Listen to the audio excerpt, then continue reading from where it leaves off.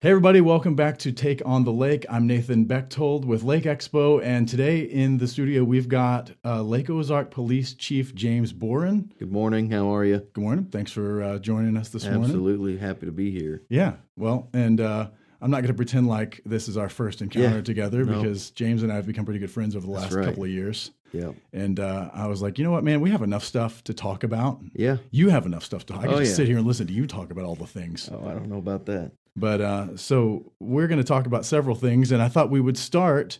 James is the chief of police in Lake Ozark. You started as chief of police when was that? I took over as interim chief in February of 24. It was made official in May of 24, and so we're going on almost a year. Okay. Yeah. Okay. Great. But you'd been with the department for... I have been with Lake Ozark Police Department since 2005. I started as a dispatcher. Yeah.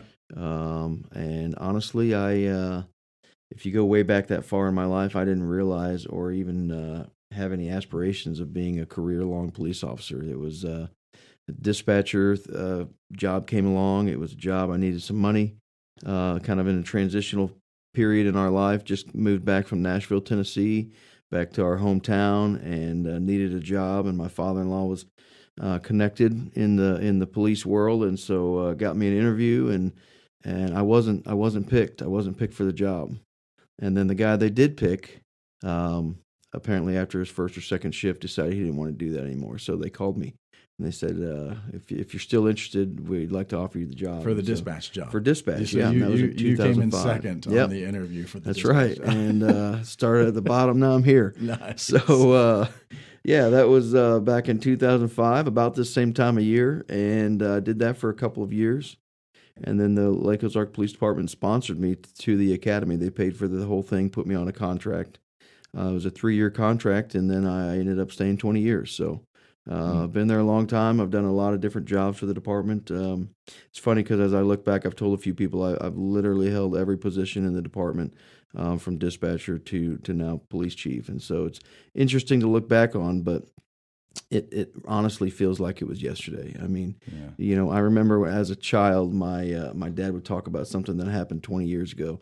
And as a kid, man, that seems like forever. 20 years.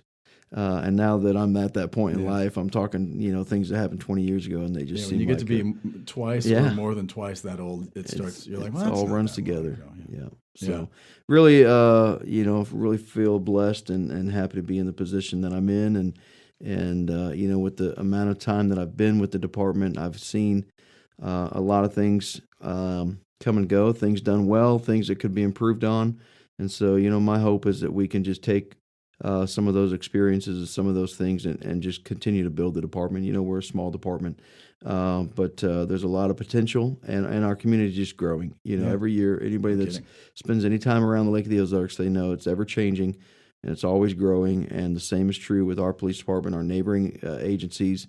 And so, I'm just happy to be here and able to kind of help facilitate some of that growth and kind of take my turn to, see what we can do with the department. Yeah, and you're a local boy. I mean, That's right. I've been local. Been around here a long time. I went to school in Eldon, went to school in Camdenton for a little while, and went to college down in Springfield for a little while, and then we got married. And my wife Heather and I got married and moved to Nashville, Tennessee. We thought we were going to settle in there and music career. And music, that was the goal.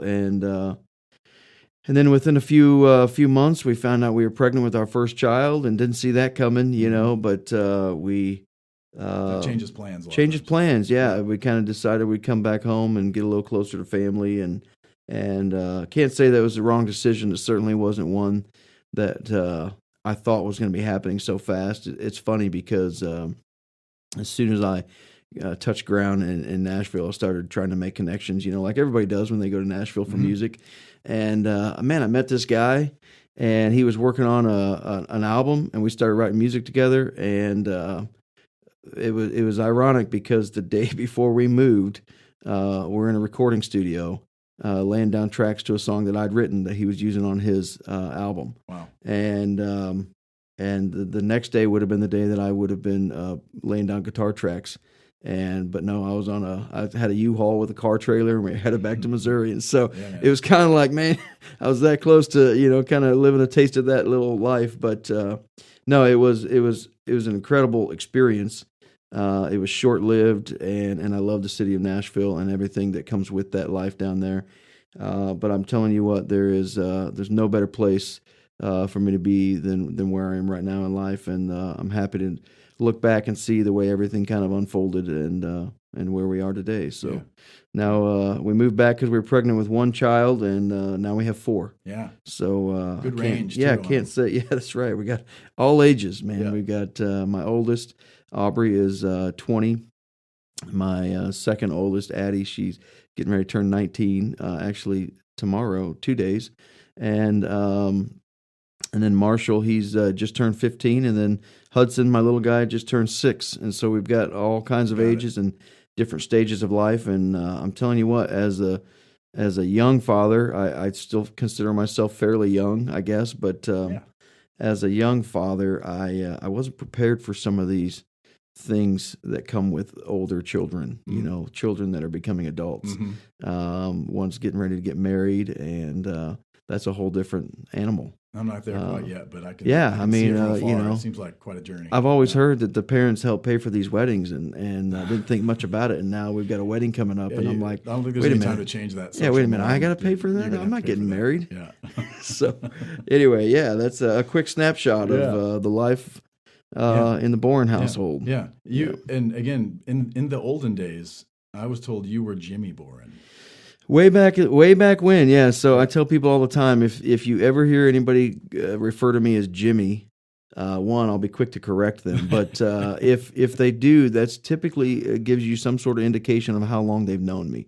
Way back when I was a young boy, my mom and dad called me Jimmy, and it stuck around for a little while. But eventually, we started changing that up. As I was getting older, I felt like I needed a name that sounded older. So my dad's name is Jim, so I started going by Jim as I was like in middle school, and people calling me Jim. I'm not sure that one probably fit well for a middle schooler, but I just assumed at some point I had to take that name, because that was my dad's name. And over the years, we kind of went back to the basics. And I tell people all the time, I said, if I hear somebody call me Jimmy, I said, listen, I literally have a birth certificate that says my name is James, so we'll just go James with that. That's right. That. But you spend a few years in the police business, and you're going to get called anything and everything. Well, so really, at the end of the day, it is what it is. Jimmy's probably better. It could be, absolutely. Yeah.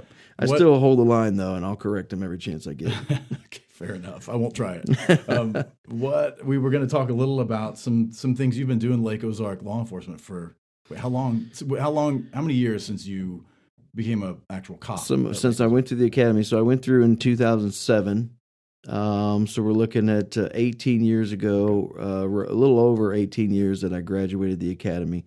And I graduated on a Friday, and I was in uniform here in Lake Ozark on the road on a Saturday. Nice. And so there's about a 12-hour turnaround from graduation to on the road. Mm-hmm. And so we've seen a lot of things unfold in 18 years. Yeah, what are some things that maybe haven't changed, and maybe some things that have? Well, I remember, of course, when I was a kid running around on the strip area, it was just bumper to bumper every weekend with just cars cruising, and that would be until like midnight. And then when the holiday weekends came around, it was like 2 or 3 in the morning. They were still down there just cruising. We didn't have as many bars down there as we do now on the strip. Of course, by the time I got into the police world, there was still some of that, but it was starting to change. And more bars were popping up on the strip, and the atmosphere was starting to change down there. Your arcades were kind of on the way out, and more of the nightlife scene was on the way in. I think everybody misses dime skee ball down there. Yeah, man, I'll tell you what, that was some good times. I still wonder. I know a lot of people came through there, but I just wonder how much profit they were able to pull from 10-cent skee ball. But everything was cheaper then, so maybe they did. I don't know. Maybe. Maybe it'd be like a quarter these days. I don't know, but there was a lot of change in the makeup of what the strip was then, and the city in general. I mean, if you look at the development that's happened in our city over the last 20 years, those of us that are here sometimes I feel like we kind of get to the point of, I don't know, things aren't moving fast enough for some of us, but at the same time, if you look over the last 20 years, there's a lot of improvements that's happened, and things that have been, built and changed about our city. We have 242, and I think within a few years, we'll start to see a lot of changes on that route as infrastructure starts coming in there and people start seeing the opportunity there. I can't help but think that's going to, start to unpack a little bit. And you look at the area over there by the movie theater and Menards and stuff like that. There's a lot of change, and that changes, the policing aspect a lot, because if you go back 15 years, even when none of that stuff was here, once Memorial Day was over, I mean, you just roll up the sidewalks, and it was okay to just have a couple of officers, because there wasn't a lot going on. Exactly. There was the weekends might kind of crank up a little bit, but now, I mean, we're in March and April, and we're having busy weekends that we haven't seen in a while. The weekends that we are used to at like the beginning and the end of summer, they're now coming earlier and earlier in the year. Do you think those are from, I mean, it's probably both. I'll just answer my own question, but do you think that's from more people living here full time, or people just going, hey, we're going down to the lake earlier this year? What do you see? Yeah, I think it's a little, like you said, I think it's both, but we're seeing a lot more people down here full time than we ever have, obviously. But I think the area is starting to accommodate to people for more than just the holiday weekends. Yeah, not just like the hot summer days. Exactly. We don't have the outlet mall like we used to, but we have a lot of things that we didn't have when we had the outlet mall in Osage Beach, and when it was at its prime, I should say. And so I feel like you're getting more people from the regional area that are coming into the lake just for I mean, all the time we'll be down on the Strip working, and we'll have a group of people from Jeff City or Columbia that just came down for the weekend, or maybe just a night, and then they'll be there the next night too, which is interesting because I don't feel like I don't know, in my mind, I typically don't go to Columbia and then turn around and go back the next night because I had such a good time. Right. Not that I didn't have a good time, but I checked that box and on to the next thing. And what we're seeing is those people just returning. Listen, you see a sunset over the lake, you just come back for round two. That's right. And it's so easy. I was just talking about that the other day. The area that we live in is the terrain. I mean, it's beautiful. Those of us that live here, we're a little bit blind to it, until you leave for a week or something and you come back, you're driving back into the hometown and you realize the makeup of the area is beautiful. And it's not like that everywhere. If you take a trip, just the other day, I was on the way to Omaha, and it wasn't a bad drive, but it wasn't Lake of the Ozarks. You didn't have the terrain. You didn't have the scenery. And so we are very fortunate to live in an area that we live. We just need to open our eyes a little bit and see it, I think. That's good. That's a good thought. Yeah. What down on the Strip? I mean, the Strip probably, would you say the bulk of like resources for your department goes towards the Strip throughout the year? Or maybe that's not the right characterization. It's not all the time. That's still the interesting thing about the Strip is that it can require so much of our attention at times, and then other times we don't have to be there at all. I mean, honestly, right now it's a little before. It's mid-morning, and we don't need any officers on the Strip right now. Right. They're going to be going through because it's a major thoroughway through our city. But there's not any need for law enforcement down there right now until there is, obviously. But today is you get to the weekend, and that's going to be a whole different thing. And all of our resources are going to be needed. The majority of them, anyway, are going to be needed down the Strip. Just to, when you have those big crowds, our goal is not to just go down there. And I can't speak for anybody but me, although I have worked for several different chiefs. For me, our goal is not to go down there and just be the rule enforcers the whole time. I mean, yes, we have to do that. That's part of our job. But it's also just the proactiveness to have the officers down there so that things don't crank up and get to a point where law enforcement's needed in an authority capacity. Just having the officer presence is a lot of times enough to deter that. On the heavy weekends, okay, maybe that's a little different. We're going to have to be kind of mixed and intermingling in the crowds more than we will this time of year. But just having the visibility of the officers down there does a lot to kind of keep that, some of that behavior down.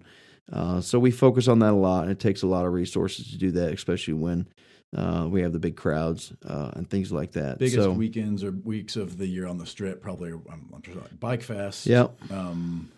Shootout week probably is a big one. What else? What are some 4th of July? I guess 4th of July. All of your we're going to have all hands on deck down there. That's right. Your major holidays. We're actually getting ready. We're approaching car show weekend. Right. And so that's kind of our kickoff to, it's not summer yet, but it's kickoff to our season, if you will.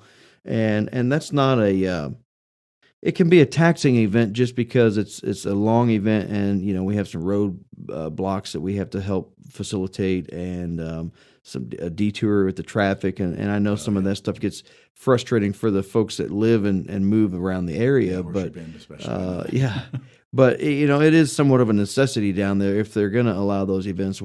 My thought is we have to try to get those detours set up, and that way there is an option for people to get around. It's not a convenient option, but it's at least an option. Yeah. And they don't get to the other side of the dam, and they have to turn around and go all the way on the highway to get where they're going. That's definitely a frustration that we've all felt. Yeah. You start with your car show weekend, and then you have your Memorial Day weekend is a heavy hitter, and then you're going to have a boat race in June where they'll bring the street meet down to the Strip and line up all the boats. And then in August, you have another one similar to that. Obviously, between those two in July, you have your 4th of July, festivities, which are a major thing around the Lake of the Ozarks. Yeah, and that was the setting of the first episode of Ozark Law. That's right. Yeah. And so it was a good, probably a good starting point. It was a good, especially for season 1, for them to be able to come through. They weren't able to get in on the very start of the summer. But I think it was a good way to kind of just give an intro to the Lake of the Ozarks, if you will. Yeah. They picked some interesting interactions. Yeah, in that first episode. Yeah, they did. And I heard mixed reviews about that, but I think once people got into further episodes, it was like, oh, okay, but kind of saw how they were trying to build. And you almost thought that they kind of not tiptoed into it, but they didn't show some like eased in a little bit. Moments right in episode 1. There was some funny stuff. There was the guy with the zipper situation. They certainly eased into it a little bit. And I think, of course, I'm the furthest from a TV producer, but it was neat to watch how that was kind of start to finish, That they had an idea of. Yeah, they kind of knew where they wanted to take it. And really, if you look at, like you're saying, the first episode compared to some of the last episodes, I wouldn't say they're totally different by any means, but you certainly... You weren't seeing the action on the first episode that you would later in the season, and I'd say that's by design. Yeah. I trust, it was neat to be able to work with them and their crews and their producers and the owner of the production company, Greg Henry. He was thrilled to work with, and they were all very professional, and the folks that they brought into town, it was, you don't just put an ad out and say, hey, we're looking for a guy to run a camera. These are like word of mouth, invite only kind of situations. And because from what I did learn after working with them, certain types of shows require certain skills, in your camera guys and your B-roll folks. And so it was neat to see the team that they put together and the background that came with each of those people. A lot of them had worked on other law enforcement shows all over the country. Some of them have worked National Geographic for most of their career.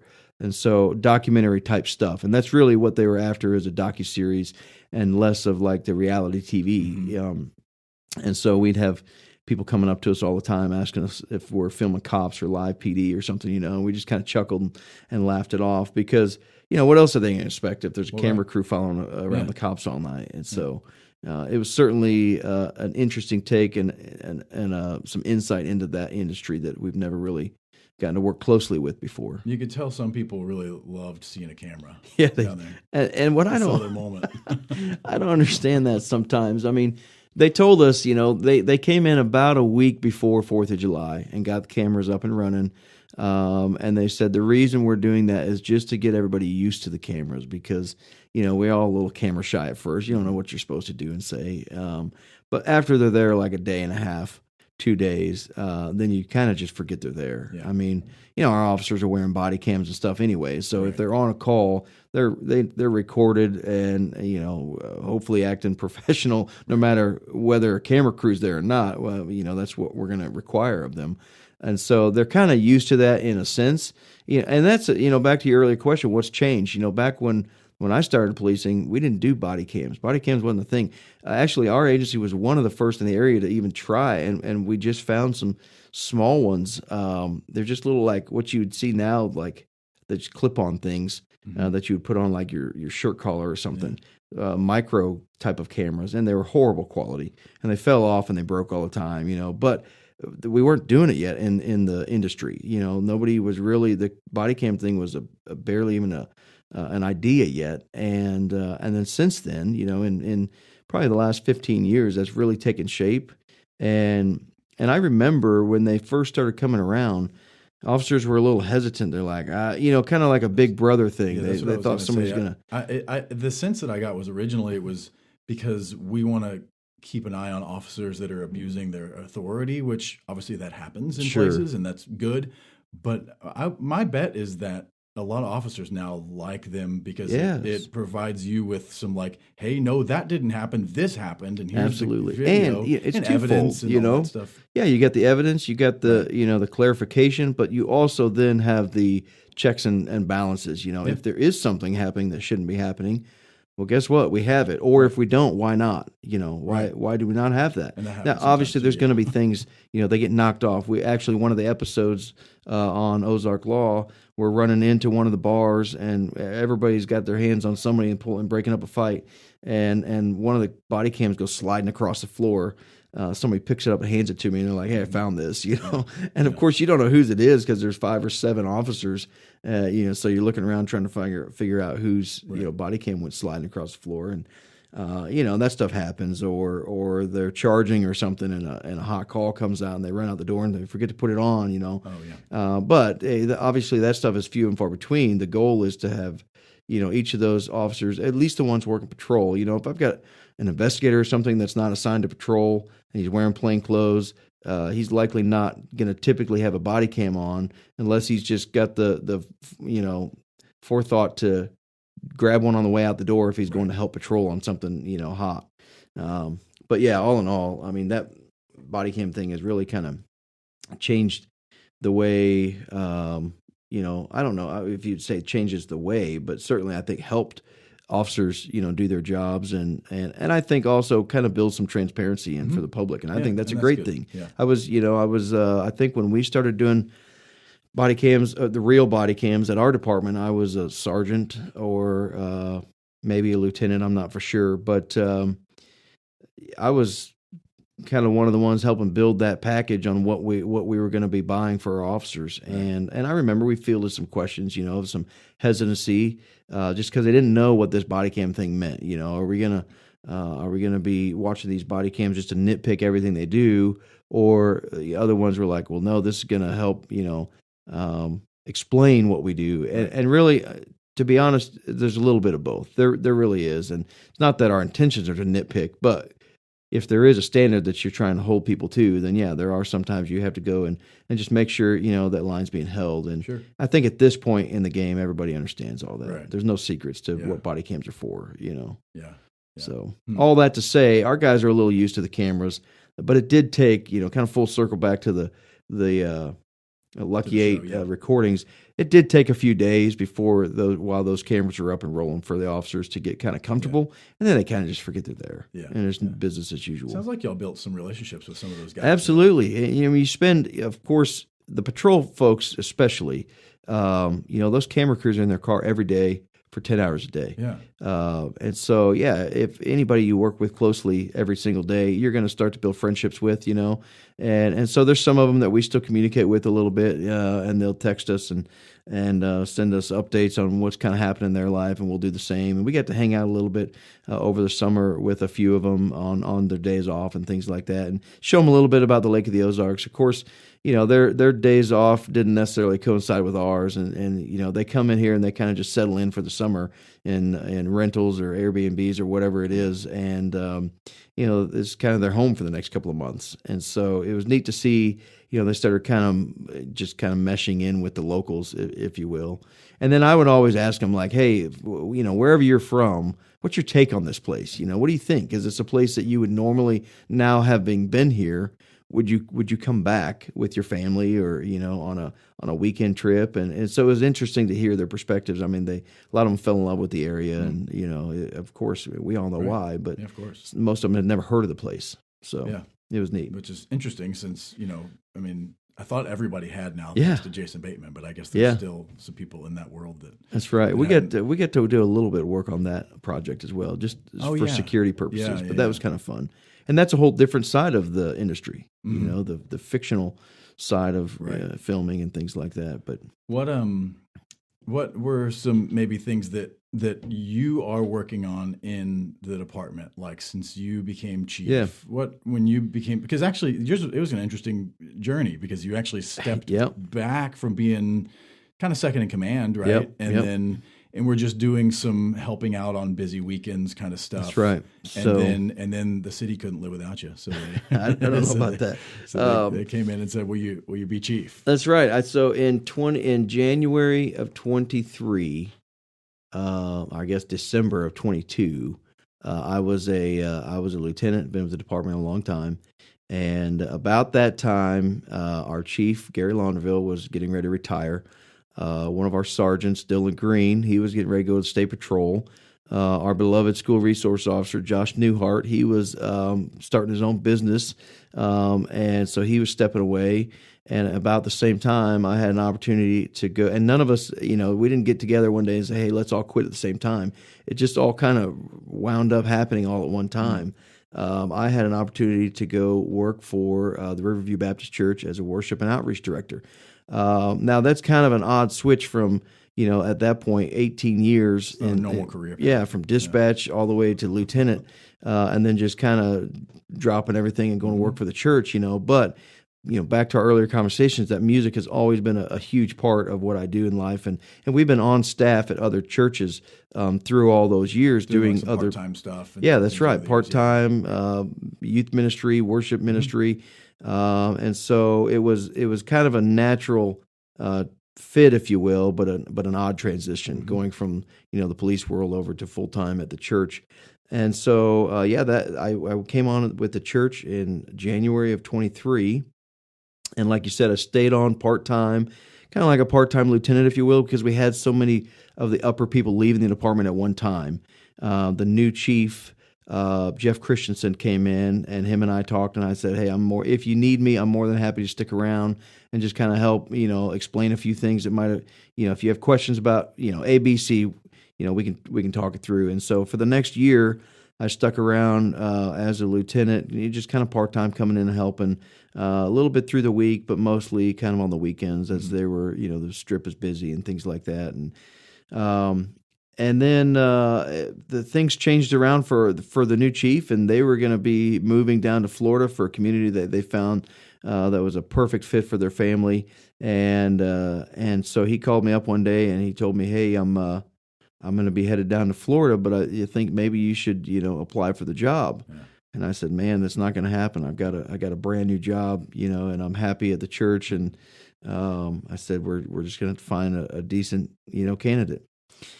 And so one thing led to another. Eventually, the city asked if I would help in an interim capacity as just kind of a temporary chief until they could find somebody. And I went to the church and we worked out a schedule. So for a few months, I was doing both, and it was pretty chaotic. Trying to figure out how you work two full-time jobs, keep everybody happy, and have like kids. Yeah, you got 4 kids and a wife, and you try to have some. Occasionally. That's right, and I like not being at work too. Sure. And so, right. And so we had to figure out how we were going to make that happen, and we made some adjustments on kind of both sides. And a few months in, it seemed to be working, and so somehow or another, they convinced me to go ahead and apply for the full-time position, and then I went through the selection process, and when that's when things get serious, because if you're selected, then then you got to figure out if it's actually going to work with the schedule. Right. And so, but this town has always been unique to where, it's a small department, and the chief can't necessarily just be the guy in the office Monday through Friday. It just doesn't work. We have, when we're full staff, we'll be at 14 officers, and that's a small department compared to a lot. It's bigger than some, even bigger than some in our area, but it's still small. Sure. The difference is our town is very unique, and so where some towns can get away with having 6 or 7 or even 14 like us and not have to worry about it, through the majority of our year, having even 14 officers is about 6 less than we need for the events that we're pulling off. Yeah. All those events we just talked about are very unique to a town our size. Right. And I tell people all the time, towns our size don't get events like this. I don't know of any other town our size that gets a bike fest of our size, a major car show that they sell out within 2 months of opening registration. The boat races that come in here are major boat races. Yeah. People come from all over the country to participate in the events that we have, and they're right here in our little tiny city of Lake Ozark.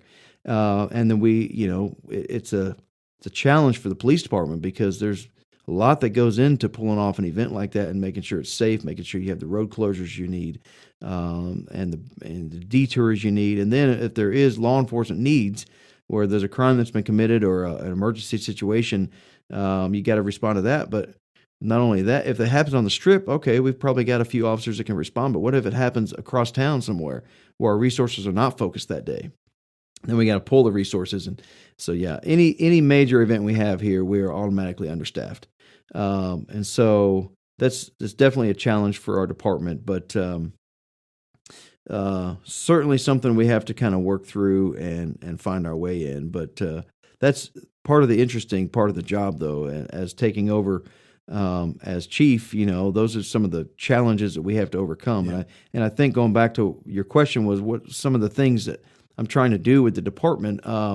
First off, we have to get decent pay for our officers, and that's been a struggle in Lake Ozark for a lot of years because, again, we're a small city. We don't have the budget that our neighbors have, and so we have to figure out a way.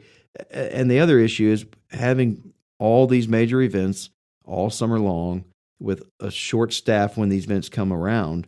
How do you get the coverage you need and have enough people to work these events when you're one of the lowest paying departments in the area? Yeah, and you have a budget that you can pay, and you want to have as many officers as you can. And of course, I guess the reality is you're probably on some level you're competing for staff, for qualified officers with like the whole region or the whole state potentially. I guess we've got officers that are driving in from the Jeff City area to come to work. If you take that radius, they could go work almost anywhere. They could go work all the way in Columbia if they wanted, or close to St. Louis, and be getting paid a lot more. Yeah, and the Lakeview is nice, but pay is nice. But money's good too. A bag of money is always a good thing. So that's certainly always been a challenge, because the challenge is we work our officers harder than a lot of agencies because of these events, and we pay them less than a lot of agencies. So why? Why would somebody come to Lake Ozark as opposed to a neighboring agency that they don't have the headaches of some of these events? Now, don't get me wrong. Like, the events are great. We love the events, but it's certainly a challenge to police these events when you don't have enough people. And so you ask any of our officers, and that's always the probably the one burn is these events that we have and staffing them. Because what happens when you finally get to Bike Fest, or like this last year we had Jeep Invasion, at the very end of the season, we work on 2 squads, basically. You have an A squad and a B squad, and they work every other weekend. Okay. And so when you have a 4th of July, and then you have a boat show in August, and then you have Labor Day in August, and then Bike Fest in September, and a Jeep Invasion, at the end of that summer, one squad has worked about 6 or 7 weekends in a row. Well, how would that work for you and your family if you had to be gone every single weekend? Not well. You're getting paid decent. You're making overtime. Right. But at the end of the summer, you're to a point where you're like, man, I don't want the overtime. I just want some days off. And so we have to be very cognitive of how we're doing that. And again, why would you come to Lake Ozark and work like that all summer long and get paid less. So what we were able to do, work closely with the city administrator, Harrison Fry, and our alderman and our mayor, and we got the pay up. That's one of the first things we were able to do, and that's a challenge because that money just doesn't appear. Right. You have to find that money. You have to find ways to make that work. And part of the way that we made that, that we were able to make that possible is because of the influx we're seeing of people coming to our city and spending their money Some and more sales tax revenues or other things. Exactly. And so we were able to get the pay up and got a decent raise for the officers, and now we're competitive in pay. Yeah. And with all that overtime that they're going to have to work, they're going to make a decent salary. They're not going to, go buy a new Bentley. Right. Probably not going to go buy a new boat, but they're going to be able to make a decent salary. And on top of that, we're looking at ways that we can pull in some outside help. That's always a suggestion everybody has is, can you get outside help from other agencies? And the answer is yes, but they have a schedule they have to keep there too. So if we ask one of these neighbor agencies to send us officers and maybe we can pay their officers to come here and help us, it's possible, but it's not as easy as it sounds. And so certainly those are challenges, but if we can find a way to get the pay competitive and find a way to not ask our officers to work every weekend for 2 months straight, then I think we position ourselves in a way that it does make it a little more, of an opportunity for somebody to come here, find a good department to settle into and stick around a while. Yeah. Because that's the other challenge. It's a small department, and typically what we've seen, a department our size, we bring them in here, we work them to death for 2 or 3 years. They get some good experience, Right. and now they're an officer that can go get hired on anywhere else and go make some real money. Right. And then they come from this little town Lake Ozark, but they actually know how to do a few things, as a new officer. And so it's a feather in our cap, but we also lose a good officer. Yeah. Right. So Well, somewhat of a sounds stepping like stone. Sounds like an ongoing challenge. Absolutely. Right. Well, I don't want to take too much more of your time, but wanted to talk about music a little bit. Yeah, because I love talking about music. Yeah, I don't know how many police chiefs are also part / full-time musician guys and did a stint in Nashville, but you're at least one of them. It's an interesting combination for sure. Yeah. So when you went to Nashville, you had some background already, right? Doing a little bit of being in a band. That's and right. That stuff. All the stuff the young guys do that play guitar, they want to be in a band with their buddies, and so we did a lot of that. Traveled a little bit regionally. Took a few out-of-state trips here and there. Thought we were going to be full-time musicians someday when we grew up. And then you were writing music, right? Yeah, writing a little bit of music. Laid down a track like the day before you left. That's Nashville. right. Yeah. So, are you still writing music? I'm pretty busy these days, and so occasionally I do, but it's not where I'd like to be. Honestly, you and I need it. We've been talking about it for years, but we need to get together and start writing some music. There is a really interesting makeup of musicians around the Lake area.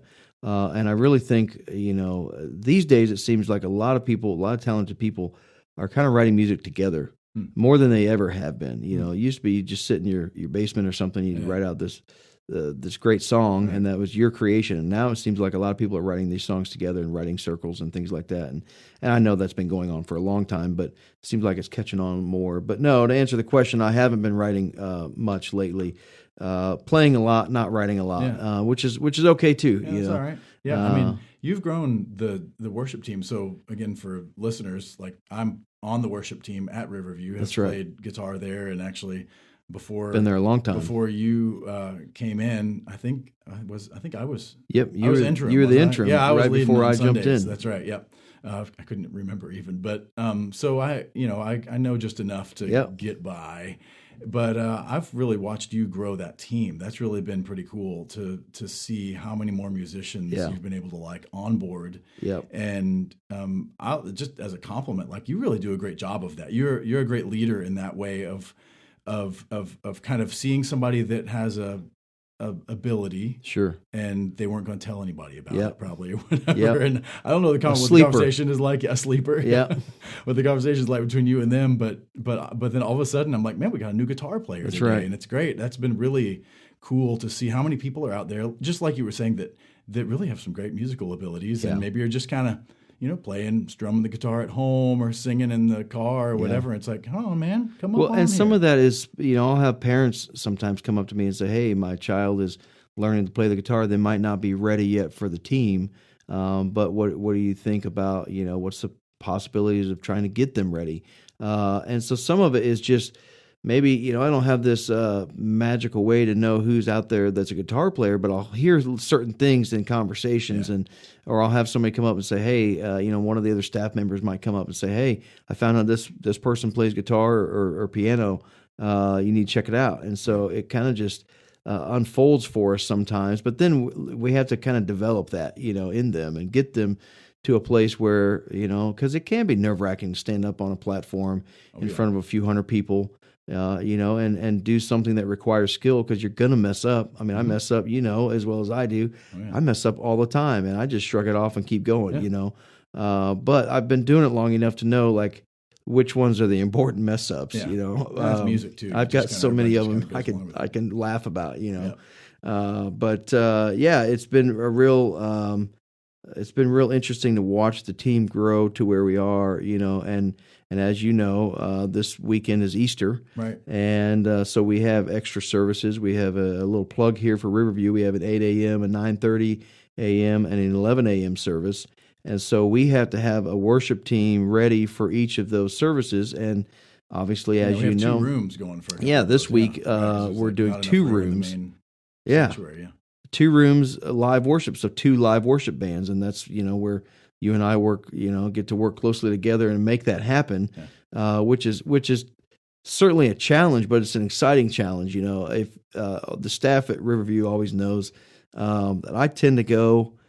Sometimes I bite off a little more than I should be chewing. We have a term for it, by the way. Yeah, exactly. My term for this is easy is cheesy. Okay. And so we have a term on the praise band that whenever you're still like plugging things in, and there's like the countdown is 30 seconds, and it's still like, and then like is 8 seconds, and it like everything works, and then we call it the Boren effect. That's right. So 20, and I attribute that to 20 years in law enforcement.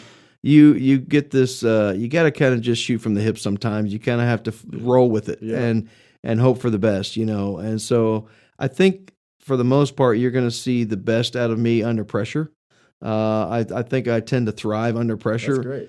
If I've got a lot of people that know me know if I have to plan something way out in advance, I'll put it off until I can't put it off anymore. It drives the people crazy. Yes. They need everything structured and planned like 6 months in advance, and we know some of those wonderful people. But like I'm more your way. I'm like, give me a deadline and then get me really close to it, and then you're going to get a great product, But it's going to drive you nuts waiting on it. And so the worship team has coined that the Boren effect. The Boren effect. It's funny because we laugh about it a lot, but it happens.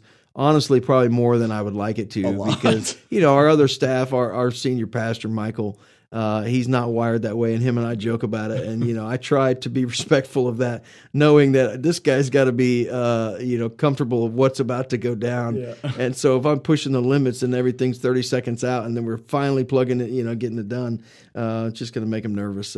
So we try not to. But back to watching the team grow over the last couple of years. We're getting some musicians, and we're teaching some of the younger, like your son and my son. They're both this weekend playing on the worship team, which is amazing, because we need these musicians to come up behind us, and do what we're doing someday. And it's great to be able to play alongside of our sons and daughters. Man. And I love it. Absolutely. And our wives, are helping out this weekend too. And so, plus many, many other talented team members, and I was just talking to another worship leader from a neighboring church, and they're doing the same thing. Of course, this weekend is a busy weekend for all the churches, but to pull off these extra services and require so much of the team, it's really just kind of neat and a blessing to have the team members that are, one, they're available and willing, but 2, they have the talent needed to kind of pull off 3 services in one morning. Not only 3 services, but 2 of those services are happening in 2 rooms at the same time. Right. So that's a really a big pull. Yeah. But we've got the folks to do it, Yeah. and so that's been cool to see that certainly grow. encouraging. Yeah. there's some themes. There's interesting kind of commonality across the across those two things. Like it's go time. It's go time. It's go That's time. right. That is your characteristic. That was the best. From the Ozark Law trailer. The moment I saw the Ozark Law trailer, I texted you. I was like, I had so many time. of those. I had so many of those. Everybody liked that. It's go time. But when it's go time, you have a good team on both sides. In the police department and then in the worship band too, where it's like you can rely on your people. That's Sounds right. like to really to lean in, and it's not just you. I mean, that's like what it ultimately comes down to. Right? Absolutely, like on both sides. Yeah, there's no way, whether it's at the Riverview Baptist Church or at the Lake Ozark Police Department, there's no way I could do what I'm doing at either place by myself. Yeah, it's not going to happen. And honestly, I also have to realize that it's just the grace of God even that I'm able to have either of these positions, but let alone both of them, and keep things afloat.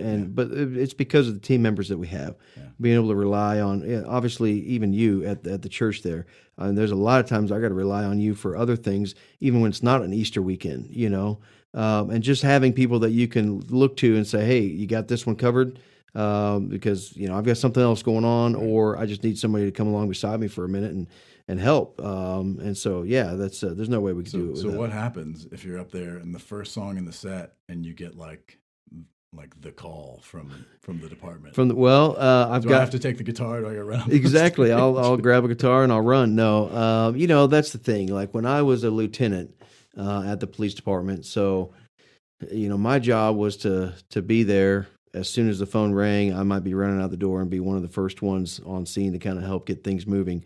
The one who wasn't typically the first one there was, and kind of by design, was the chief. Okay. And so that kind of helps. Now, again, it's a small department, so I'm going to be one of the first ones there, but I don't have to be the first one there. We got competent patrol officers, we got patrol supervisors, and then we have supervisors above them that have been doing this stuff for a long time. Yeah. And, frankly, some of those guys probably don't want me there anyway, because I'm just going to be sticking my nose in. And they're like, "Hey, boss, just let me do my job. Let me get it done." We've got a detective that's been, him and I, actually, Mark Cordula, him and I have worked together a long time, worked some major cases together. And if there is something serious that unfolds, I know what he's capable of. And him and I have, worked crime scenes and ran down leads in counties all around here to assist with major case squad and things like that. And then, Sergeant Meyer was kind of in charge of our patrol division. He's got a really good handle on what's happening with patrol. And then, Corporal Caleb Harvey's our K-9 guy and has been doing it a long time. And so I've got guys in place